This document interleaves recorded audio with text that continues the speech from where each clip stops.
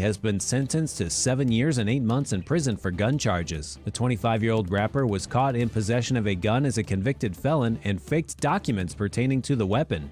Joe Edwards has sold 9 of his U-City Loop properties to Wash U, including the Pinup Bowl. Edwards said the deals, which do not include Blueberry Hill, Moonrise Hotel, or the concert venues, will ensure that the Loop is taken care of for decades to come. The Darkness Haunted House in Soulard will be open February 11th for their My Bloody Valentine event. Tickets include photo ops with monsters, Valentine's candy, and a trip through the darkness. The event is limited to the first 1,250 paid guests. For Black History Month, AMC Theaters will be offering $5 tickets for select films. The theater chain is offering discounted tickets to Black Panther: Wakanda Forever, Till, Devotion, and The Woman King. The Fox Theater is hosting a Blue Man Group Kids Night on February 9th at 7:30 p.m. A kids ticket is free with the purchase of an adult ticket, and kids count as anyone 17 and under. And in college basketball, Mizzou beat LSU 87-77 in Columbia last night for its 3rd straight win in a row. Next up, the Tigers head to Mississippi State for a game on Saturday night. Tip-off is at 5 p.m. For in-depth coverage of these stories and more, go to newstalkstl.com. News, analysis, opinion. Dealing with the debt ceiling is their constitutional responsibility. I would not be concerned about a financial crisis. This is News Talk STL. We're executing a comprehensive strategy to secure our borders. He takes this very seriously when it comes to classified documents. I have no regrets. I'm following what the lawyers have told me they want me to do. 101.9 and 94.1 News Talk STL. What's happening right now? And newstalkstl.com. From the Michaels Flooring Outlet Weather Center. I'm News 4 meteorologist Kristen Cornett with your first alert forecast. Sunny this afternoon, warmer too, with a high up to 47. But then a cold front's going to come through late this afternoon, and temperatures will start to fall fast. Clear skies overnight as we drop to 15. And then for Friday, sunny skies with a high of only 28. But it's a brief cool down. Saturday, mostly sunny, breezy, the afternoon high up to 49. That's your first alert forecast. I'm meteorologist Kristen Cornett. The team that brought conservative talk radio to St. Louis is back. This is News Talk STL. News, analysis, and opinion from the voices you know and trust. Mike Ferguson, Tim Jones, Dan Bongino, Tony Colombo, Vic Porcelli, Katie Fitzpatrick, Chris Arps, Ken Williams, Larry Connors, Paul Cook, Joe Pags, Randy Tobler, Gabe Pfeiffer. Talk radio made in St. Louis for St. Louis. 101.9 and 94.1 News Talk STL. Welcome home. Harry. An NBA superstar and notable Joe Biden supporter wants to keep an affordable housing development out of the vicinity of his $30 million California mansion. I'm Tommy Lahren. Find out next. If I could be you. And you could be me for just 1 hour. If you could find a way to get inside each other's mind. Walk a mile in my shoes. Walk a mile in my shoes. Walk a mile in my shoes. We've all felt left out. And for some, that feeling lasts more than a moment. We can change that. Learn how at belongingbeginswithus.org. Brought to you by the Ad Council. Walk a mile in my shoes. Fifth highest paid athlete in the entire world, Steph Curry and his wife petitioned their local government to keep an affordable housing development out of the vicinity of their $30 million Atherton, California mansion, citing safety and privacy concerns. Imagine that. Steph Curry, a social justice warrior and uplifter of the oppressed and disenfranchised, doesn't want peasants too close to his mansion and family. And it gets better. Not only does he not want them housed near him, he petitioned the local government to build fencing and shrubbery around their home to keep the peasants from seeing him if he couldn't block them from joining the neighborhood entirely. Odd coming from a Biden supporter, given those kinds of folks typically insist walls don't work. This just goes to show rich liberals love equality and opportunity for the less fortunate, so long as it is nowhere near them. I'm Tommy Lahren, and you can watch my show, Tommy Lahren is Fearless, at Outkick.com. Another mass shooting in California. This week on News Talk STL. It's a tragedy that we hear about far too often. News, analysis, opinion. The stories. Classified documents. The FBI was invited into the president's home. This really needs to be investigated in a neutral, nonpartisan manner. Approaching a default could raise costs on everything. 101.9 and 94.1. Now more than ever. News Talk STL. And always streaming at newstalkstl.com. This hour of News Talk STL is brought to you by Rodney and Jen Wallner, and the entire Wallner home selling team at Berkshire Hathaway. Call them today at 314-810-SOLD. 314-810-SOLD. Tony Colombo. Libertarianism is all about individual liberty. Katie Fitzpatrick. Oh, good for you. Colombo and Katie on News Talk STL. Time to rise has been engaged. Your better best to rearrange. I'm talking here to me alone. I listen to the finest work song. Your finest hour.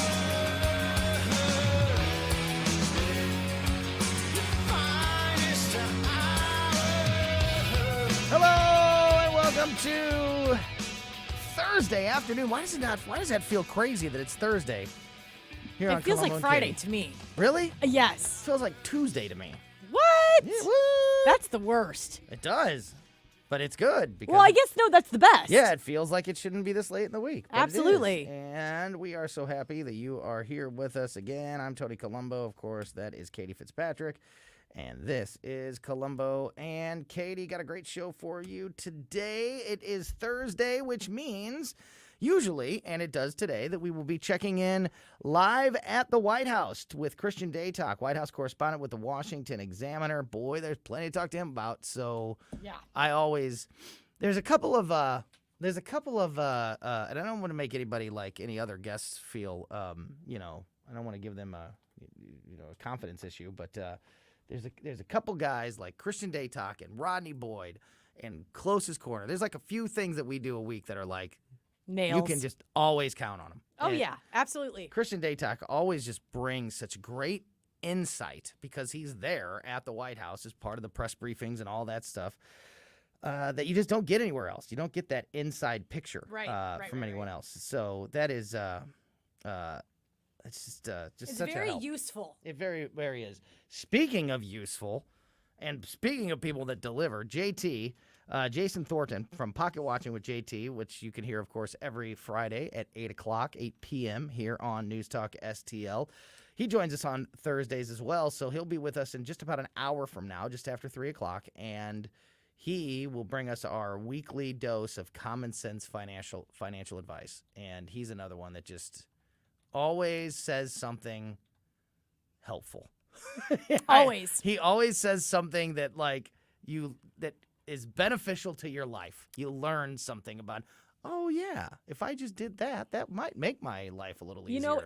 It's also listening to JT for a lot of people that are thinking about their finances, which is all of us. It really motivates you to get it together too. Like every time I talk to JT, especially this week, I'm like, I have got to figure out what my taxes are doing. I need to get my documents together. I need to make the game plan. Like you start to get that ball rolling whenever JT starts talking. And he makes it make sense. Yeah. Like it doesn't feel like impossible to do. Yeah. Like absolutely. you think of a lot of these financial problems that people have, and you look at yourself, and you look at the bills, and and it just seems just like hopeless. It just seems impossible. Like, oh, I'm never gonna be able to get over this hump or whatever. But he just breaks it down in a way that makes it real easy to understand. Real easy. Yeah. So always enjoy talking to JT, and we will again in just a little less than an hour from now. And Christian, live from the White House, will be joining us in just about 10 minutes or so.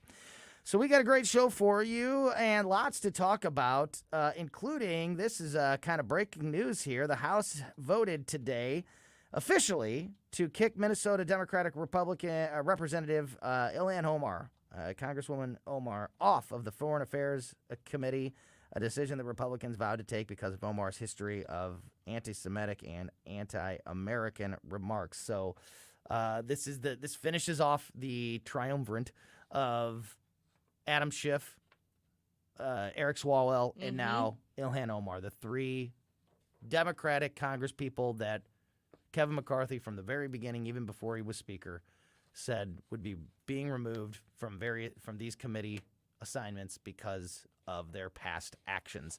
And I think it's important to remember that he's not, because the Democrats will spin this story differently than what the facts are. Yeah. She's not kicked off of every committee. She's not allowed to serve on committees. She's just not allowed to serve on the Foreign Affairs Committee.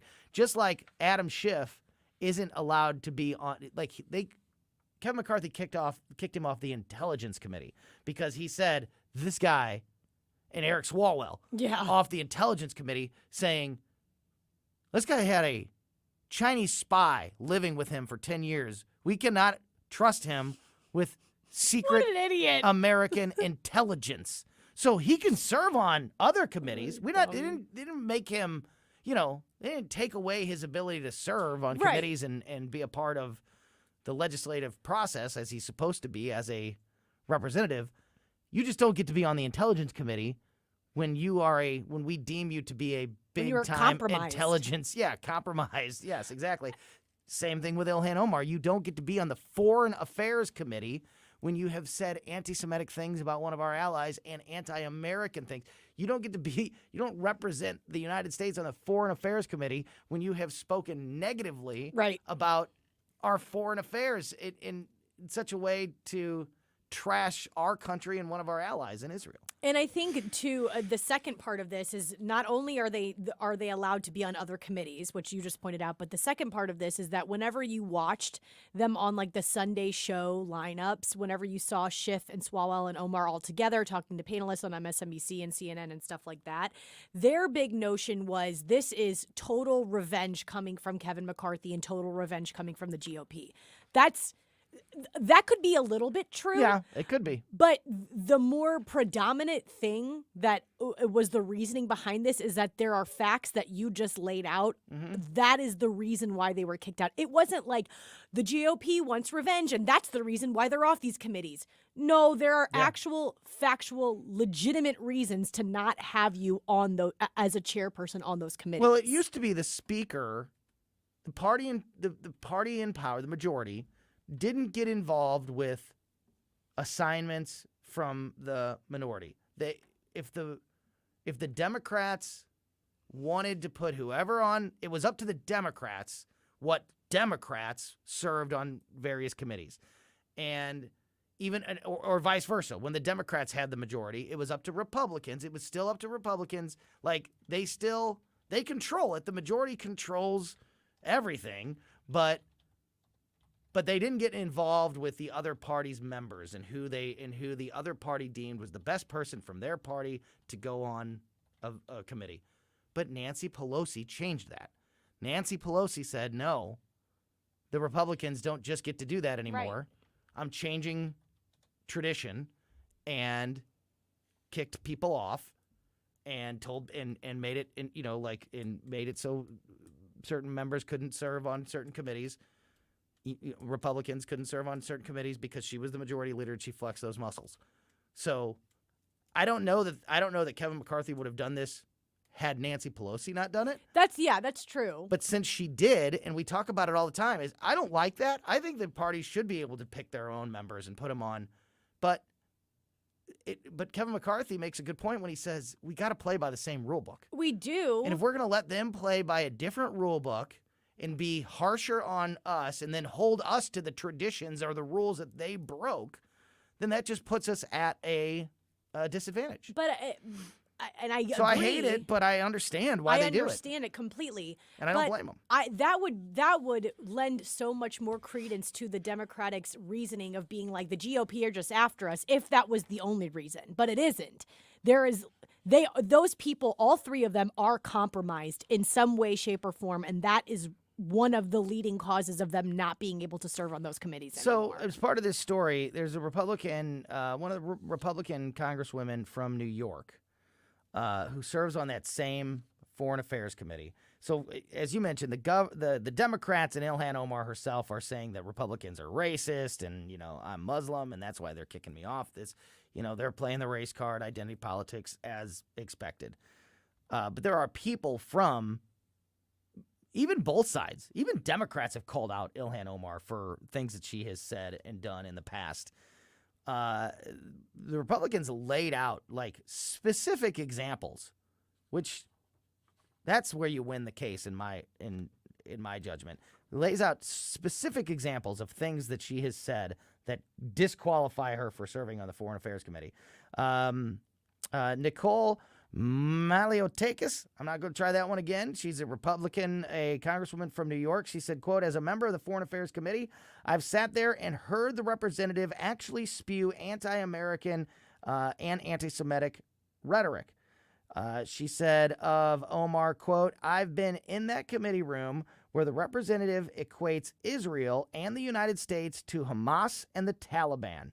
Absolutely unacceptable for a member of that committee. The Republican justification for removing Omar from the committee was spelled out in the 4-page resolution released today. It states that in 2019, Omar suggested that Jewish people were buying U.S. political support when she said it's all about the Benjamins, baby, which struck many, including, like I said, many Democrats at the time called her out for doing that and said that it was an anti-Semitic trope. It was something that, is obviously anti-Semitic, obviously a racist shot at Jewish people in Israel. Absolutely. Omar also accused some Jewish Americans of having, quote, allegiance to a foreign country, which again prompted backlash among Republicans and Democrats who said it was offensive and anti-Semitic to suggest supporting Israel is the same as having a foreign allegiance. How many people from various backgrounds have a support for their country? Like Vic and I are Italian, and we like, how many Latino people, Mexicans, or Colombians, or proudly support that country. That's part. You can be American and do that. And respect doesn't mean your you culture have and heritage. Foreign allegiance. No. Beyond, that overrides your American allegiance. That's so silly. Yeah. That's a silly thing. But that's what she said. She also said in 2021, she called Israel an apartheid state, oh my, and lumped the United States and Israel in with Hamas and the Taliban as political entities that have committed unthinkable atrocities. She also said, remember when she was talking about the way that Americans treat Muslims, she said, just referring to 9/11, she said, just because some people did a thing, Americans think that they can Absolutely. She called 9/11 some people doing a thing. Yep, absolutely. I remember that. That was so horrible. And look, if you support her still or think that she is, that's totally fine. But don't act like the Democrat. If there was a Republican that had said all of those kind of things, it happened to under Trump. Nancy Pelosi, that they wouldn't have been removed or not allowed to serve on a Foreign Affairs Committee in a freaking heartbeat. So you got to play by the same rule book. And remember, Trump said there's good people on both sides. Yeah. And remember, but that they whole killed him for it. Yeah. They wanted him crucified because he said there's good people on both sides. And I can't remember the full quote, but that is so taken out of context. It is. That if you read the sentence instead of just taking those few words, I can't remember it now off the top of my head, but go look it up. He's still very clear about so clear about condemning white supremacy. Yes. And they just took saying how awful and wrong it is. They just took those few words out of there and acted like he was supporting. Can I make one more thing? Please. So there's one more thing that happened with Omar that she said on this Sunday morning show. And for the life of me, I know what the show is, and I can't remember the name of it. But it was on MSNBC. Could have been Face the Nation. That's what it was, I think, Face the Nation. And she said this about the Benjamins comment. She said she didn't know that it was racist. She last Sunday, when she was being interviewed on Face the Nation, she told the host, sitting by Adam Schiff, she had no idea that was a trope, that was a racist comment talking about the Benjamins. Talking about money and Jewish people. She had no idea that was a And she said, I am stereotype. so sorry, and this is a learning lesson for me. This was all a learning lesson for me to and I am so sorry to the Jewish community because what about I saying didn't that know. America and Israel are just like Hamas and the Taliban? It didn't or 9/11 stop was a thing. at that comment. There Some were people did so a many thing. comments. So many comments. It's ridiculous. And again, I don't know that technically is disqualifying because there's no set rules. And maybe 10 years ago or 6 years ago even, maybe that wouldn't have been disqualifying for the Intelligence Committee. But Nancy Pelosi was the one who changed the rules. Yeah. And Republicans either have to play by the same rule book or play at a disadvantage. Mhm. I don't like any of it. I think the party should be able to put people in the committees that they want to put in the committees. I think it should be up to the individual parties. But Nancy changed those rules. She did to herself. And if you don't play by the same rules, just because you're trying to take the high road and it becomes a disadvantage for you to advance, to do the people's work that you were elected for, then I can't. I don't see the argument here. I don't think that Ilhan Omar and Eric Swalwell and Adam Schiff have anything they can do about it. All right, we are going to go live to the White House. Lots to talk to Christian Daytalk about. The latest, of course, with all the classified documents drama. I want to ask him about the possible executive action taken on police reform that we've heard so much about here recently, and so much more. Live from the White House when we get back to Colombo and Katie on 101.9 and 94.1 News Talk STL. One night will remind you all we touched away our sacred ways. If he ever hurts you, true love won't desert you. You know I still love you. Though we touched away our sacred. What happens next? Classified documents were discovered At the Penn Biden Center. Happens right here. When he was talking about former President Trump. I don't want anyone to be that irresponsible. We need to investigate the Bidens. 101.9 and 94.1 News Talk STL. If you are ready to raise big money now for an organization that you are a part of, like a church or a school, or your kids belong to a sports team or a dance club that needs uniforms or equipment or need to travel, so many things. If you need to raise money for them, then TJ's Pizza is there for you. TJ's Pizza fundraising in business for over 30 years in the St. Louis area. They are the number one, no question about it, number one fundraising company in the area. Chances are you've probably done a TJ's Pizza fundraiser before, or at least had TJ's Pizza, been a part of buying TJ's Pizza from a fundraiser before. And you remember that because that's the number one thing about TJ's Pizza fundraisers is the products are awesome. TJ's Pizzas are delicious. The other products that you can buy in a TJ's Pizza fundraiser, like the pies and the cookies, the cookie doughs, and so many other things, are just superior products. People love to buy them for you, and that is why you can have, or from you, excuse me, and that is why you can have such a successful fundraiser when you work with TJ's Pizza.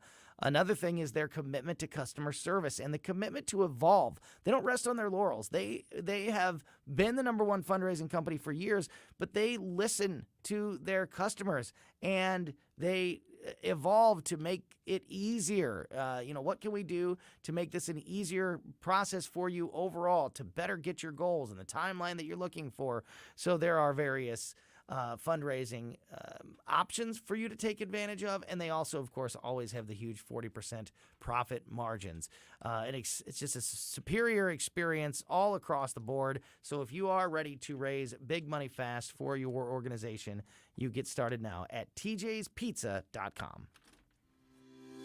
What if everything you thought and believed to be true about owning and buying your home turned out to be wrong? Straightforward, objective advice on the right way to make the most out of every dollar you put into your home. We're the only country that has one of those. Most other countries, considering like Canada, the UK, they don't have long-term fixed-rate mortgages like that. They're all variable-rate mortgages. HomeWise with Michael Midget, Sunday mornings at 9 on News Talk STL.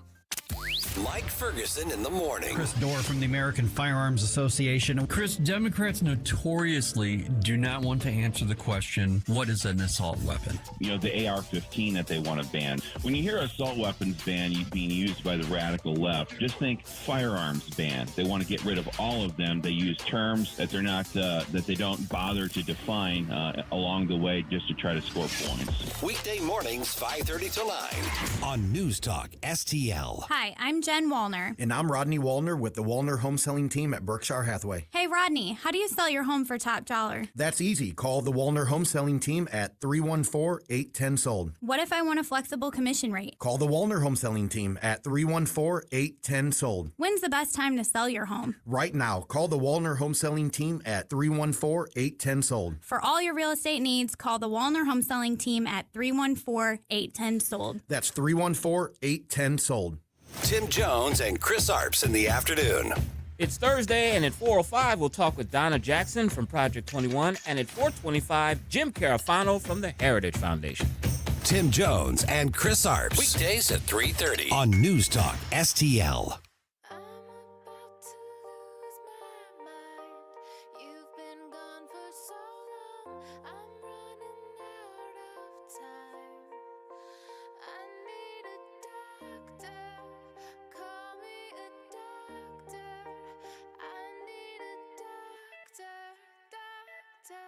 To bring me back to life.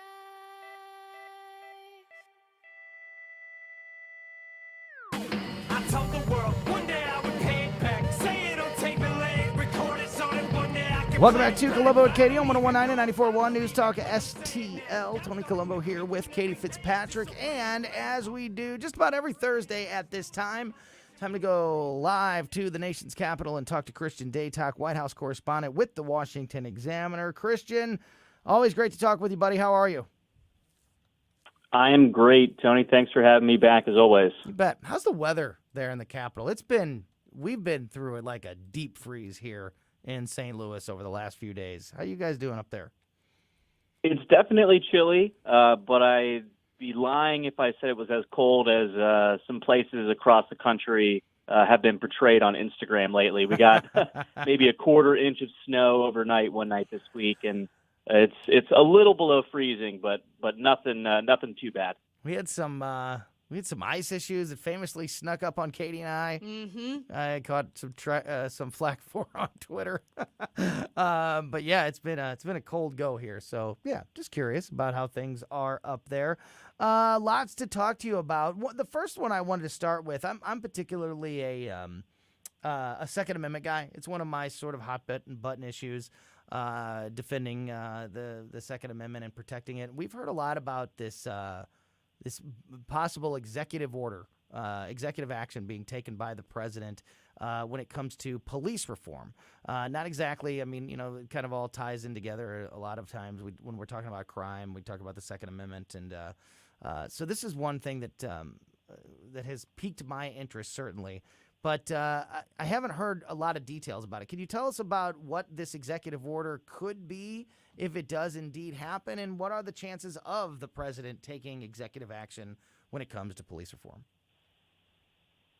There has been talk of the president wielding executive power to try and address what's happening surrounding firearms, not only in regard to certain mass shootings, but of course what's happening with some of these police-linked killings. I will say I'm not sure what recourse the president can really take, and the reason one of the most of the people across the country haven't heard specifics on this supposed EO is because the president has already flexed significant executive authority in trying to combat firearm usage over the last 2 years.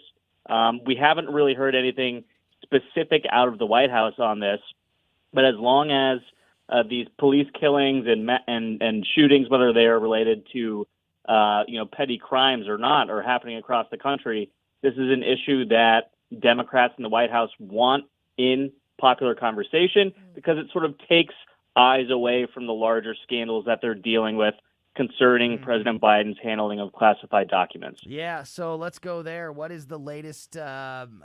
What's the latest updates as far as, maybe the latest information coming out of the White House surrounding the special investigation now into Biden and the classified documents?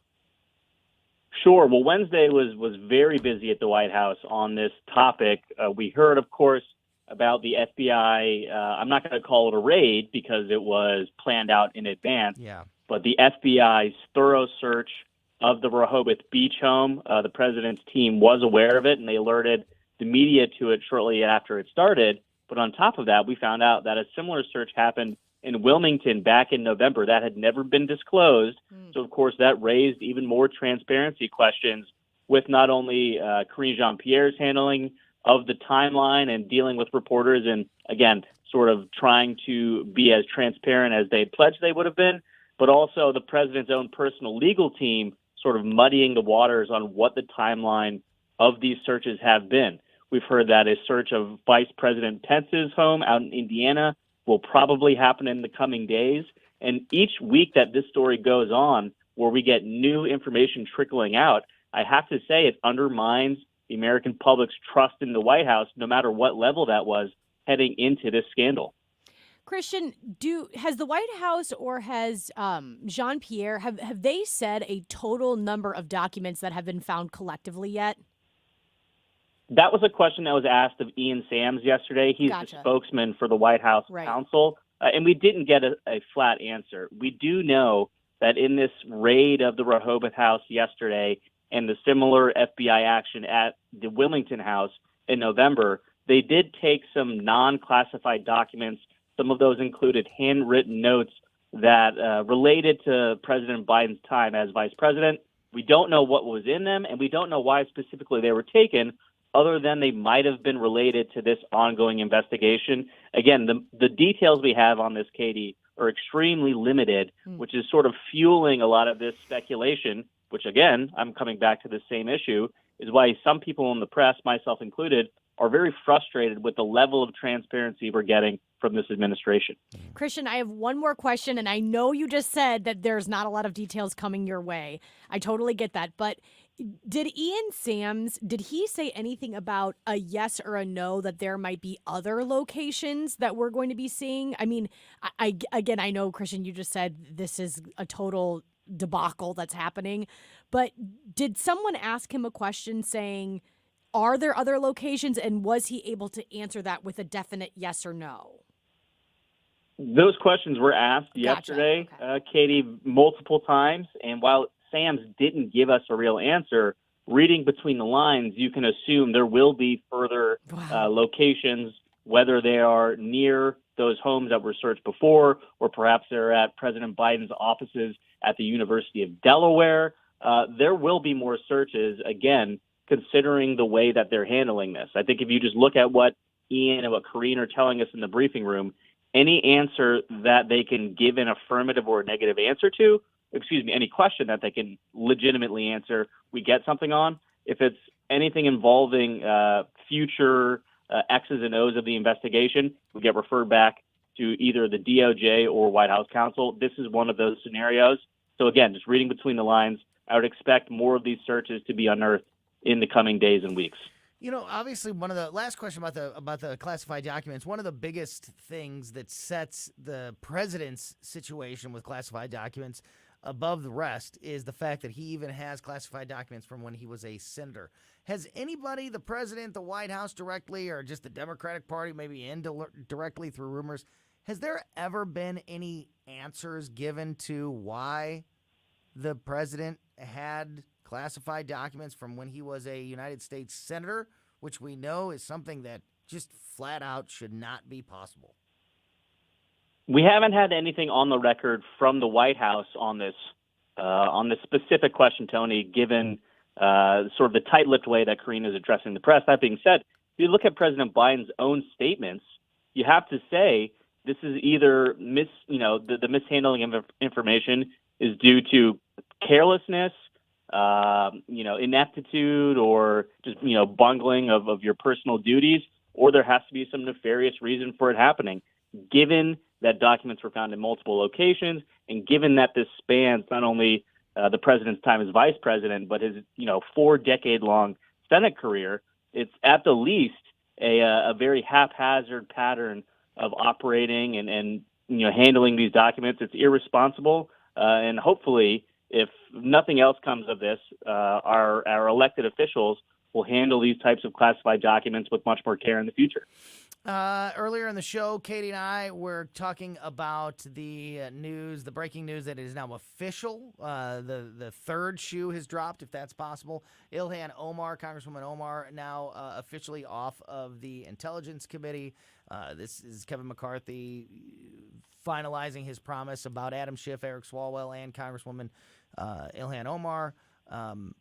Has there been any reaction by the White House or any discussion there on in the Capitol about this move and this action being finalized by the vote in Congress?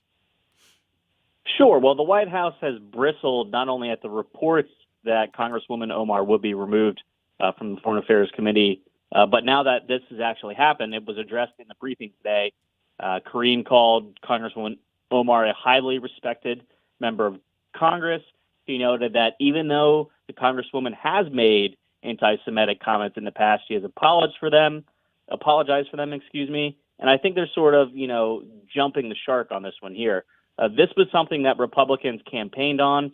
This is something that in Kevin McCarthy's quest to become the speaker, he had essentially promised certain factors of the Republican lawmakers he would do. They shouldn't be surprised that this has happened, especially, again, given Congresswoman Omar's own past comments. There are some of her supporters trying to frame this as a xenophobic attack. Of course, she is an immigrant herself. They're trying to say it is racist. But again, I hate to use such stark language here, but this is really a bed that Congresswoman Omar made for herself. We shouldn't be surprised that she found herself in this position, even though some people on the Democratic side of the aisle are not fond of the results. It's interesting to hear you say how frustrated you are personally, and I know that this is something that is reverberating around not only the White House press corps, but the press in general, the transparency issue, the lack of details and communication coming out of the White House. I know the White House denies that that's the case and tries to spin, reasons and excuses why they are very transparent, but do you see that changing anytime soon? Is the pressure going to get to this administration, and they're going to have to start to communicate more? I mean, it's so laughable that this is what they hung their hat on going into this president when Biden was elected to office, that they were going to be the most transparent administration in the history of the country, and they've been far from it. What's the vibe about just how long that's going to be the case with this president there on Capitol Hill? This seems to be the MO of this administration, Tony. It hasn't just been this story with the documents. If you think back about the Afghanistan withdrawal, or even, on the domestic side of things, negotiations with Congress over a number of bills, whether they were addressing voting rights or police reform or abortion access, or even, the infrastructure plan that the president put in place that failed to pass the first time around, that Ron Klain, the departing White House chief of staff, was nearly fired for. This has hardly been a transparent way to operate. And even though the president is claiming that they are very different from his predecessor, you heard him in New York just on Monday sort of laugh at a closed-door meeting with DNC donors that the bar was set extremely low by the previous administration. So this is something that I think all Americans, regardless of party, are very disappointed in. President Biden promised to return America to a standard, a normal operating procedure, and I think they've fallen far short of that goal over the first 2 years of his term in office. Talking to Christian Daytalk, White House correspondent with the Washington Examiner. Of course, you can follow Christian on Twitter at Talk Radio, at TOC Radio, and you can read his articles on the Washington Examiner website and our website, newstalkstl.com. Got a few minutes left here, Christian. Coming up on Tuesday, we have a State of the Union address. I'm sure that this is the opportunity for the president to sort of shine and brag and try to make his case about what a great guy he is to the American people. Do we have any? Is the White House giving any type of message on some of the things that they're going to be focused on, or trying to prepare the press in the country for the speech that'll be given on Tuesday? We've got a few sort of messaging tidbits that are slowly trickling out of the White House, Tony. One we've talked about already, gun reform, police reform. Obviously, the killing of Tyree Nichols has taken a lot of bandwidth and national headlines. Nichols' family will be in attendance. They're a guest of the Congressional Black Caucus. So I'd expect the president to focus heavily on those two issues. Let's not forget, they have been winning issues for him in the past. That being said, the president wants to sort of declare victory, not take a full lap, but say, look, inflation is coming down. We're probably going to avoid a recession. That means my economic plan is working, and we should continue these ambitious spending packages even while he's negotiating with Republicans, many of whom will be in attendance this coming Tuesday night, about the debt ceiling. So those are the two issues I'd expect the president to focus on, sort of these civil rights issues, and again, the economy. That being said, I am curious to hear in the coming days where else this speech could go, because let's not forget, this thing oftentimes runs upwards of an hour in length. I'd be hard-pressed to think he's going to stay on those two issues for the entire time. You think Kevin McCarthy will tear it up afterwards? That is a very good question. I think Kevin is sort of a big fan of dramatics and theatrics, like a lot of people in D.C. these days. So I wouldn't be surprised to see some meme-worthy faces coming out of this. He can't tear it because that's been done. Nancy did the tear, so he's got to take it up a notch. He's got to like crumble it up and then like shoot it like a basketball. Oh man! Like do the like the crumble paper basketball shoot at the trash can. Like take it, like 3-point from downtown, boom. To take it up a notch. Very seriously though, what last thing here, Christian, I don't know that the State of the Union would be the appropriate place to do it, but do we have any idea about the finally making it official that he's going to be running for re-election in 2024? There's a lot of that heating up with Nikki Haley and Tim Scott and Ron DeSantis. Obviously, this is all of the people, all the players are starting to get in place. Do we have any idea when the president's going to make this official? I don't expect that announcement to come Tuesday night. Again, just how prickly this White House is with towing the line on not abusing official capacity for campaign purposes, even though the president himself is the one member of the administration who is not subject to the Hatch Act. But it will be coming very shortly after February 7th. Obviously, Ron Klain is leaving. We heard him say yesterday in a ceremony at the White House he expects to be by the president's side when he's running again in 2024, so he can move over to the campaign very quickly. We don't have a real date. I am sort of spinning a little bit, Tony, but I expect that to come very soon after the president's speech this coming Tuesday. Well, I completely understand. We're all waiting for it, and now it's really starting to feel like we're the starting gun is going off as the news broke this week about Nikki Haley and Tim Scott, and Rick Scott made his decision last week. All these people are starting to either get in or get out, so it just seems like this is going to be the time that all of this starts to shape up. Christian Daytalk, White House correspondent with the Washington Examiner. Always appreciate your time, my friend. Have a great rest of your week, and we look forward to talking to you again next week. Take care, guys. Have a great weekend. Great stuff there, as always, from Christian Daytalk with the Washington Examiner. All right, as I mentioned, we're going to talk to Jason Thornton, JT, from Pocket Watching with JT, in just a few minutes, just after 3 o'clock. Get our weekly dose of common sense financial advice from him. Also, speaking of that State of the Union address, the Republicans today, Kevin McCarthy announced who would be making the Republican rebuttal to that speech. Tell you who that is in just a moment. And also some possible bad news for everybody that has Netflix. Or I should say this, who have somebody else's Netflix password. Okay. The number, which is everyone. I was just going to say, what do you hear this story? The number of people that have somebody else's password is astonishing. Oh, yeah. Astonishing. We'll tell you about that in just a moment as well. You're listening to Colombo Katie on 101.9 and 94.1 News Talk STL.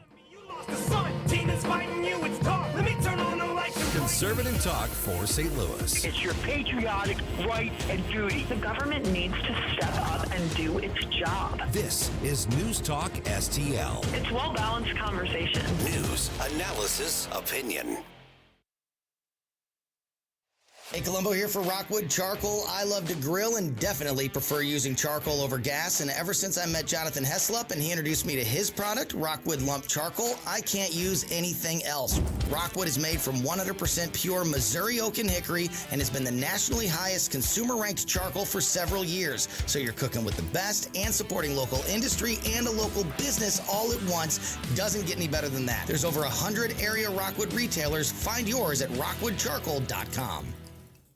Hey, it's Katie. We here at News Talk STL really appreciate the growth in our business during our first 18 months since we signed on the air. We appreciate the great local businesses like Save Money with Doug Voss, Crypto World, and the Natural Institute of Health that have all become part of our family of advertising partners. If your business is interested in becoming part of the News Talk STL family, simply send an email to info@newstalkstl.com. 1019-941 News Talk STL. So you guys have heard me talk about Zero Res before and how much they have helped us out at our home. My wife just said to me yesterday or the day before how much we need to get Zero Res back out to the house. It doesn't matter what surface it is in your home, furniture, tile, upholstery, and of course carpets. Zero Res can clean all of it. They are just simply the best. And right now, February being the month of love, Zero Res is asking you, when's the last time that you gave your carpet the love it deserves? And right now, if you book a cleaning with Zero Res and mention the Colombo special, they have a great deal for you. First of all, it's pretty incredible. When you think about it, your carpet, not only is it a huge investment in your home, but it's also the biggest air filter in your home. So if you haven't had your carpet professionally cleaned recently, you are breathing in a ton of just dander and germs and bacteria, not just once, but that just keeps getting recirculated again and again. So even sometimes if you can't see it, it's still there. But certainly if you can see it, get down. Maybe when's the last time you really took a close look at your carpet? Maybe you're afraid to do that exact thing. Well, in February, if you book with Zero Res, a cleaning with Zero Res, and you mention the Colombo special, you can take care of that because starting at just $119, you can get 3 rooms Zero Resified starting at just $119. Plus, part of that deal is that they will throw in a free hallway. That is an incredible deal to take advantage of right now. So if over the holidays and the beginning of the year, if you had parties, if you had people over a New Year's Eve party and, your carpet's been trampled on and, salt getting drug in from people walking outside and things like that, and you're showing the wear and tear, this is the perfect deal to take advantage of. $119 to get 3 rooms cleaned plus a free hallway. You got to book now, and you got to mention the Colombo special, and then you are taken care of. Call 314-474-2020. That's 314-474-2020, or book online anytime at ZeroResSTL.com. Spell it forward or backwards, it spells the same. Zero Res. News Talk STL is proud to have Doug Voss of Safe Money Radio as part of our lineup each week. Doug has been a staple on St. Louis radio for many years as one of the leading financial experts in the area. Doug and Safe Money Radio is on 3 times every weekend, but in case you miss anything, you can check it all out at DougVossSafeMoneyRadio.com or call 844-676-SAFE. That's 844-676-7233. Doug Voss is a registered representative. Securities offered through DHL Securities, LLLP. Member FINRA and SIPC. Prior to an election, they kept it secret. News, analysis, opinion. This is why there's such hypocrisy behind the Bidens once again. Limousine liberals are all hypocrites. 1019 and 94.1 News Talk STL.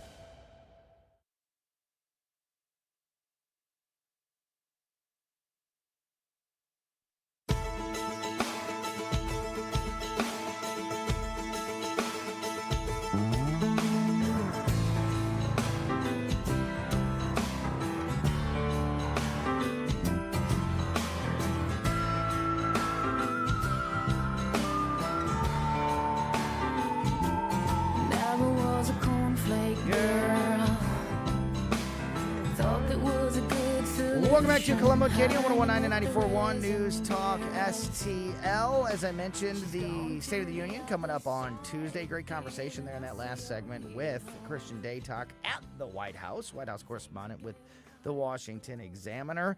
And we were talking about the State of the Union and what the president may be talking about. And today, the Republican Party Speaker Kevin McCarthy announced who would be giving the Republican response to Biden's State of the Union. Sarah Huckabee Sanders. Oh, snap. What do you think? What do you think? I love Sarah Huckabee. I know a lot of people have a differing opinion about how she did as the press secretary, which is whatever.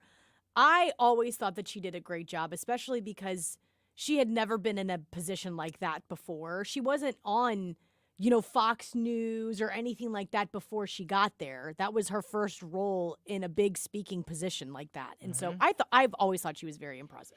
Yep, but she is the youngest governor in the United States. And the news of Sanders' quote, Republican address to the nation, which we broadcast from Little Rock, Arkansas, came in an announcement from House Speaker Kevin McCarthy earlier today, when he said, quote, Americans are still struggling from inflation, a border crisis, record crime, and a failing school system. As House Republicans work to fix these problems in Congress with our commitment to America, Governor Sarah Huckabee Sanders is addressing them head on with her conservative agenda outside of Washington. The youngest governor in America, great. Sarah is fighting on behalf of parents, small businesses, and ordinary taxpayers.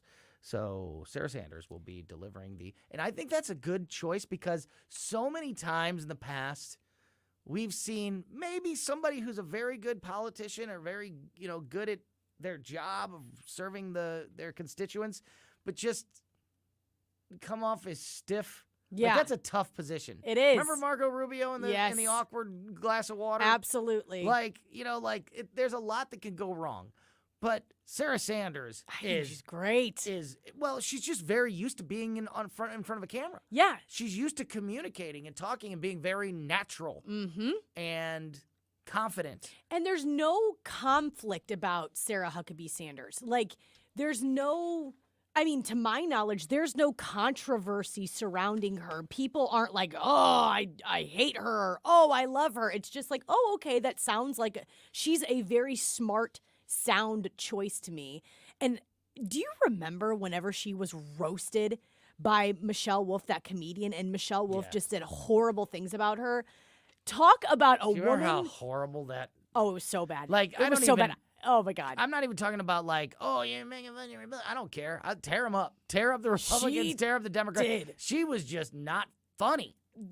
She was just flat not funny. She was doing it to purely be insulting. There was not supposed to be a funny angle about it. That character, that gimmick of hers with the it's just not funny. But the way Sarah Sanders handled that, I was like, that is a woman right there. I loved it. Yeah, absolutely. Real quick, wanted to give this bit of breaking news here. House Oversight and Accountability Committee Chairman James Comer, Republican from Kentucky, is probing Special Presidential Envoy to Climate John Kerry for secretive negotiations with his Chinese counterparts. Don't have time right now to get fully into this story, but this is something that we will definitely get into throughout the coming days. But John Kerry is being investigated because he is not responding to congressional requests for information on what he's doing. You're flying around the world. You're spending a lot of taxpayers' dollars doing something. What are the details of what you're doing? And he has not been providing that information. When people were asking, hey, it wasn't the red wave that everybody expected, they only got the House, Republicans only got the House, how much can they really do? This is a perfect example of what they can really do. They can launch investigations like this against John Kerry to say, we've asked you, specifically, a lot of this has to do with his communications with China, which have been, that's terrifying. Congress has asked, what are you talking to them about? We know you're talking about the environment, but specifically, what are these dealings? What are these conversations about? What are they saying? What are we saying? And he's not providing that information to Congress. So now there is an investigation that is underway of John Kerry. And get on that. I love it. Get on that. I love it. I've got that Netflix story for you that I want to tell you, especially if you are somebody who uses somebody else's Netflix password. Your life may be getting a little more difficult very soon. And we'll get our weekly dose of common sense financial advice from Jason Thornton, JT, from Pocket Watching with JT, in just a moment here on Colombo and Katie on 101.9 and 94.1 News Talk STL. Things are getting kind of gross, and I go at sleepy time.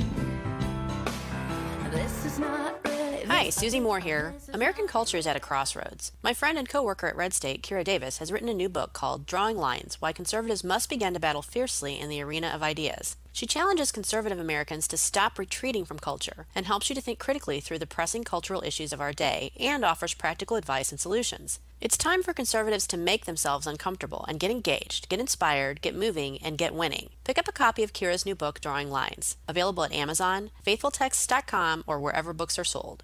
I'm Dr. TJ, owner of the Institute of Natural Health, co-owner of Optimal Nutraceuticals, and the host of Wellness 101. Wellness 101 is designed to cut through the nonsense and provide you common sense, science-based information regarding health and wellness. On the show, we discuss topics like thyroid health, gut health, hormone optimization, and many others. Our show airs Saturdays at 10 a.m. and 2 p.m. and Sundays at 11 a.m. and 3 p.m. right here on News Talk STL. For more information, visit us at inhstl.com. That's inhstl.com.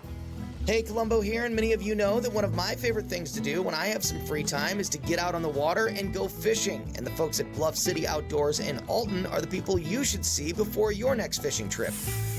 No matter what you're fishing for, they have everything you need, from gear to lures to live bait. Plus, they can even set you up on a guided fishing tour on the Mississippi River. Make sure the tackle box is ready for your next trip by visiting Bluff City Outdoors at 2813 East Broadway in Alton and bluffcityoutdoors.com.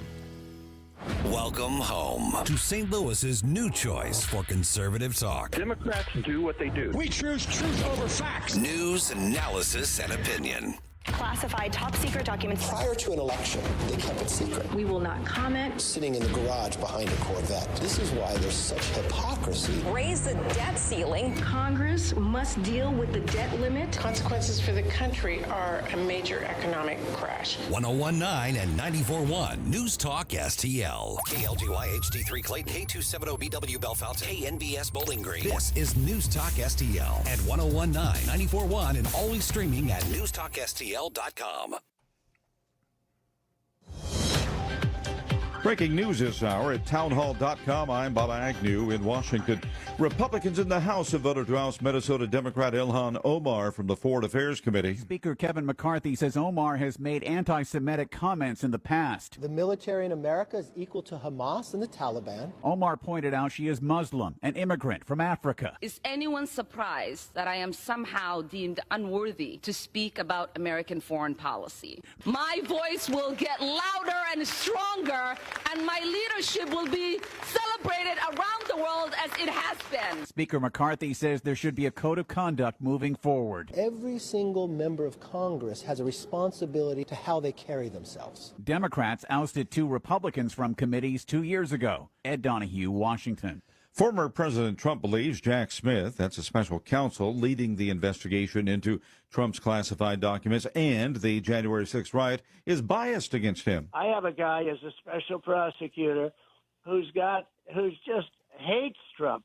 His wife hates Trump. His sister-in-law, I believe, hates Trump. The former president was interviewed on the Hugh Hewitt Show on the Salem Radio Network. Forecasters say there's relief in sight for icebound parts of the southern plains. Temperatures to the east and south are a little bit above freezing.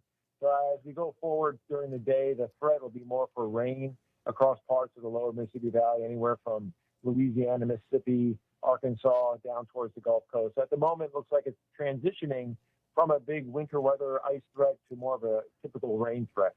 That's Bob Oravec. He is the lead forecaster at the National Weather Service.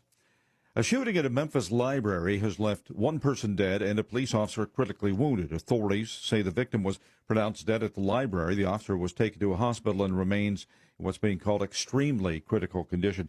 More from townhall.com. Relief factor, pain relief that's natural, pain relief that works, and pain relief that attacks the source of the pain. That's the experience of tens of thousands of Americans who are taking Relief Factor right now. See their incredible video endorsements at relieffactor.com and then order your 3-week quick starter pack for just $19.95. That's less than $1 a day. Find out if it can work for you like it works for me by ordering your 3-week quick starter pack today. relieffactor.com, relieffactor.com. Be the next success story. At Progressive, we know there's nothing like the feeling of riding a motorcycle with your crew on the open road. That symphony of engines roaring in perfect harmony. It's a feeling that would be impossible to recreate on the radio. Until now. Hit it, Jerry.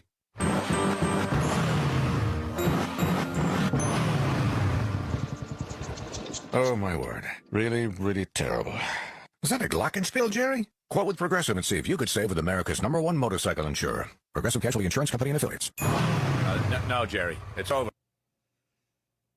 Diminishing wildlife habitat is leading to more encounters between humans and dangerous animals in the Golden State. The 5-year-old boy who was attacked by a mountain lion in Northern California is now home from the hospital. The boy's aunt, Amy Wagner, tells KGO the attack happened Tuesday while her nephew was hiking with his family on a trail in San Mateo County. Jack, being the little ball of energy that he is, got a little bit ahead of his mom and grandparents and must have frightened the mountain lion. Fortunately, it was a juvenile. The California Department of Fish and Wildlife says the child's mom lunged at the cat and it let the boy go. The boy's aunt says he has cuts and bruises all over his body. He was released from a hospital a day after the attack. I'm Donna Warder. Breaking news and analysis at townhall.com. From Washington, I'm Bob Agnew.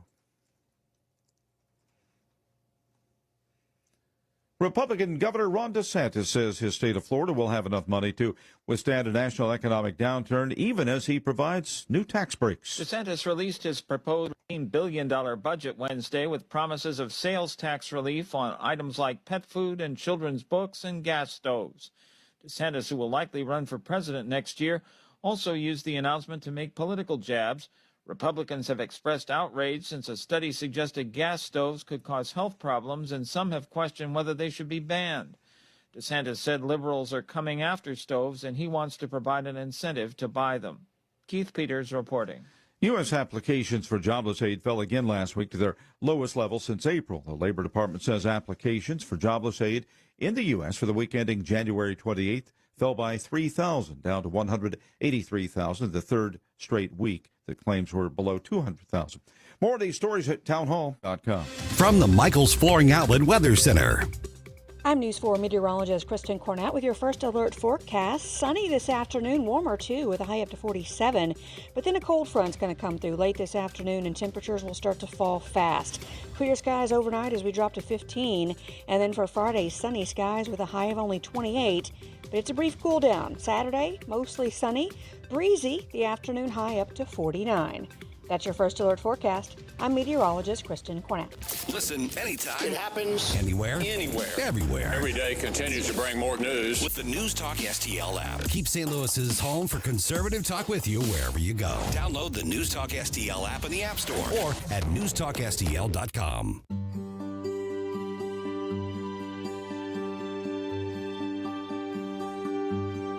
If the only thing I had was this shirt upon my back, could you still love me? If all our dreams from yesterday. Welcome back to Colombo and Katie on 101.9 and 94.1 News Talk STL. We didn't talk about it being Groundhog Day yet. We have not talked about 6 more weeks of winter. Here it comes. Punxsutawney Phil saw his shadow. Can you believe it? Can you believe it? He saw his shadow. I think that's what normally happens. I think the vast majority of the time he sees his shadow and there's 6 more weeks of winter. I don't know. You know how I feel about this, though. I don't know who makes that decision. How do you feel? You know how I feel about Gobbler's Knob. You know that I can't stand. What is Gobbler's Knob? That is the location. I thought it was Punxsutawney. That Punxsutawney is the name. Of the city. Isn't it? I think Gobbler's Knob. What is going on? In Punxsutawney. With a Gobbler's Knob. That's what it's. It's Gobbler's Knob in Punxsutawney, and let me tell you, I hate every minute about looking at the photos of all of the hummity drummity people with their top hats and their long coats holding up the groundhog and just like hardy har to each other about him seeing a shadow. I hate it all. I hate it. I look at the photos and I'm like, really? What is happening? See, it's okay. You're right about Gobbler's Knob. It's Gobbler's Knob. And isn't that the worst too? The Gobbler's Knob Visitor Center. Get JT on. Gobbler's Is JT Knob. here? Is JT here? JT, Gobbler's You Knob. know you hate it. You know, JT, you hate Gobbler's Knob and Puxatawny. Did you ever hear of Gobbler's Knob? This is news to me. No. This is news to me. I've never heard of this before. The Gobbler's Knob Visitor Center can be found at 1548 Woodland Avenue exit in Puxatawny, Pennsylvania. You guys did not know about this? No. Absolutely not. Okay, JT, how do you... Puxatawny's the town. Yes. So what do you mean? Gobbler's Knob is like the municipality? Is it like... I guess so. Florissant? Like St. Louis, but Florissant? I guess so. I think we have to... I have watched the movie Groundhog Day so many times, I do not recall hearing that name ever. Okay, let's look up... You'd think that Bill Murray would have had a little fun with Gobbler's Knob. Right, exactly. Okay, I'm looking up Gobbler's Knob right now. You're but right. let me tell you guys, what do we think about the top hats, though? Can we get... Come on. Yeah. We hate the top hats. Please say you hate them. You know, I get it. I get why they blow it up because it's a big. I'm sure it's a big tourist trap, and like they make a bunch of money all year round. I get like making your whole identity about Puxatawny Phil. But yeah, personally, I roll my eyes. Come on. Yes. They're like hee-hoeing around. It's too much. Do you guys remember the all-time best and worst? See if you can find this, Katie. The all-time best and worst Groundhog Day story is when Bill de Blasio. There's the second biggest groundhog who has a name and everything behind Puxatawny Phil is in New York. He's got a name and everything. And when Bill de Blasio was mayor, he dropped and killed the groundhog. Oh my God! You know how they all hold him up? Oh my God! They do the hold up thing. Yeah, he dropped the thing. Oh my gosh! No. Look it up. He dropped it. He dropped the groundhog twice. Oh no! When he did it 2 separate years. Look it up. I hate Bill de Blasio. Find these details. Let me just say this really quickly. You Gobbler's Knob are is a small with Gobbler's woodsy Knob. park in the outskirts of Puxatawny. Okay. Okay, That's so what it's a it is. park. Oh, so it's a park that the groundhog lives in. It's He the lives park in Gobbler's Knob. Yes, this is it. It's Okay, kind of now- like Winnie the Pooh lives in 100 Acres Woods. Yes. Puxatawny Phil lives in Gobbler's Knob. Bill de Blasio dropping. Oh, Lord. Let's take a trip, children, into the Gobbler's Knob. It's just and so see blah. how Oh no, Puxatawny I Phil can't is watch today. this. Groundhog drop by mayor later dies. Yeah, I told you what happened. 2014. I told you. He killed. Figure out that guy's name. What's the name of that groundhog that he killed? Because they have he has a name. JT. Staten Island Chuck. Staten Island Chuck. Oh my God. Staten Island Chuck needs to move to Gobbler's Knob and get safe because This he's is not not- safe in New York. This is so sad. Join us, children, for another trip into Gobbler's Knob. Gobbler's Knob. Okay, JT, this is not the typical segment for you. But I'm happy you're with us to discover these things. Yeah, that's it. That's how we do things here. Gobbler's Knob. Who knew? So, let's try to get this thing back on track. JT, Jason Thornton, JT from Pocket Watching with JT is on with us. Of course, you can hear Pocket Watching every Friday evening at 8 o'clock right here on News Talk STL. And there has been, obviously, we've been talking a lot, and I think we're just getting into it here. We've put January in the rearview mirror. We're getting more and more right in the middle of tax season. We're certainly at the beginning of this process. So I know that that's one of the things that you guys have been talking a whole lot about. What else is specifically on your mind these days, JT? Well, I mean, tomorrow we're going to talk about the top things keeping you broke. I think we need to focus on what we can do to improve our financial lives. I hate the concept or the idea that people are victims financially. We need to take, control and say, hey, these are the things that are keeping me broke, and I'm going to get these things out of my life. Could one of those be, and I wouldn't imagine this would be at the top, but I could see this playing a big role. I've been teasing, and in a few minutes here, I'm gonna talk about this story with Netflix. Netflix is changing their terms of service pretty dramatically to crack down on people that are sharing other people's passwords. The number is, it's literally, I had it here, over 100 million people. Over 100 million people use somebody else's Netflix password. But you know what? That is wild. You know why they do that? They do that because if you have your Netflix... Because they get free Netflix. That's True why that, they do it. But it's also like a bartering thing. Like if you have Hulu and they have Netflix, you could say, let's exchange passwords, and then you both get the live stream services. So, JT, when it comes to lifestyle... that's the new thing, all the subscription services. Oh, I cut the cable. I don't have a satellite. I don't have cable television, but I have. But I would imagine that there's probably a lot of money that gets flushed down the toilet because they have Disney Plus and they have Netflix and they have Hulu and they have this and they have that and all these different subscriptions. Is that something that can be sort of a rabbit hole or a money drain for a lot of people?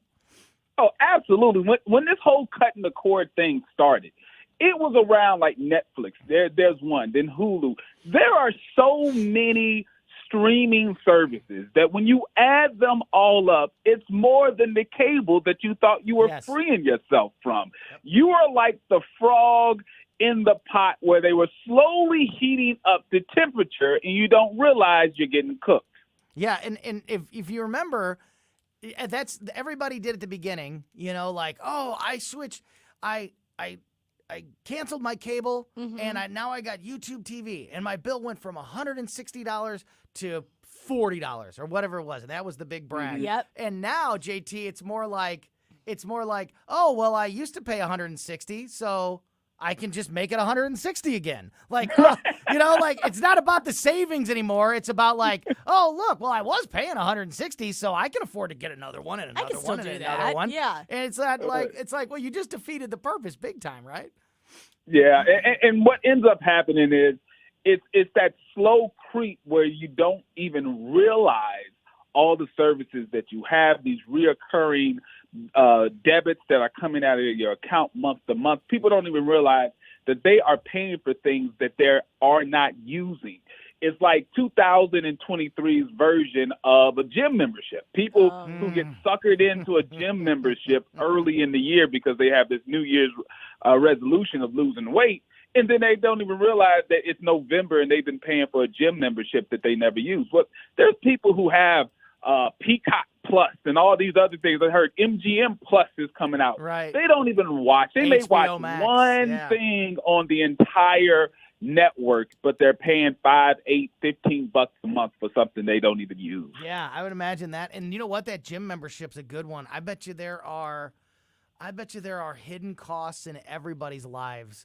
Like recurring costs that hit your... Absolutely. Yeah, that just hit your credit card every month, and you're like, oh, it's that, I should get rid of that, but it's only $10, and you kind of forget about it, and then they get you again, and then they get you again, and then they get you again, and you don't do anything about it, and that adds up, I think, a lot faster than people And that's realize. what happened with, Tony, that's what happened with Netflix, or I think it was Netflix.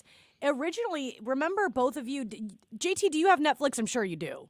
Yes, I have probably almost everything. Yes, I have a lot of things too. My husband and I just went over the list, as you just pointed out, and we're like, dear God, what have we gotten ourselves into? Because as you just said, we watch like a show on Paramount Plus and we have a subscription to it. But remember whenever Netflix was like $8?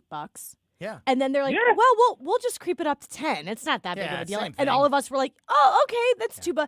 And then it got to 14 and we're like, well, it's still not that bad. We can go ahead. Yeah. And then I think recently they said that they're going to up the ante again and they're going to have to pay like $16, $17 for net.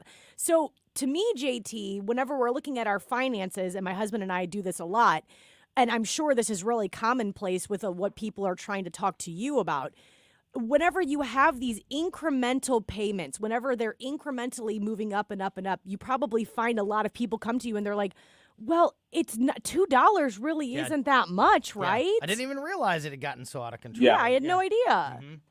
It's like death by 1,000 paper cuts. I remember when Netflix was $8 a month, but you had two services. You had the DVD and the streaming. Oh. Then they just took the DVDs away and said you have to pay extra if you wanted the DVDs. And it just comes down to having a budget. Most people do not have a budget. So when these little small incremental increases in your expenses come up, you just suck it up and you pay it, but you don't realize how much money you are flushing down the toilet. Now, the main thing that I want people to have imprinted in their mind, it's something that is keeping them broke, is buying their personal items and consumer debt with credit. When you are buying depreciating assets, toys, things that are not adding in value, and you're using debt to buy those type of things, you are just basically putting a collar around your neck that states that you will not rise out of poverty. You are going to stay in poverty if you have those spending habits.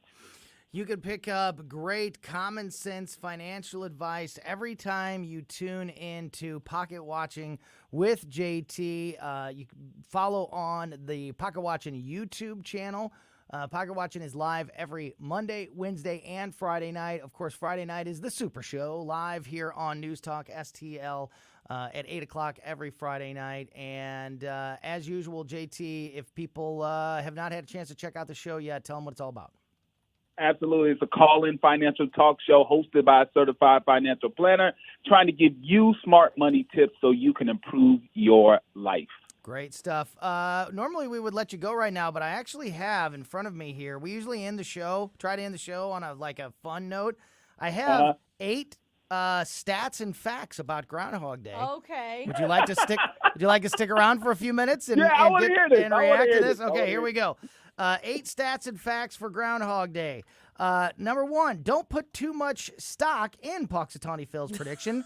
He's been making them since 1886, and he's only right 39% of the time. Oh, boy. He's not even 50%. JT, I was really planning the rest of my 6 months around Punxsutawney. But it's not even a coin toss. No.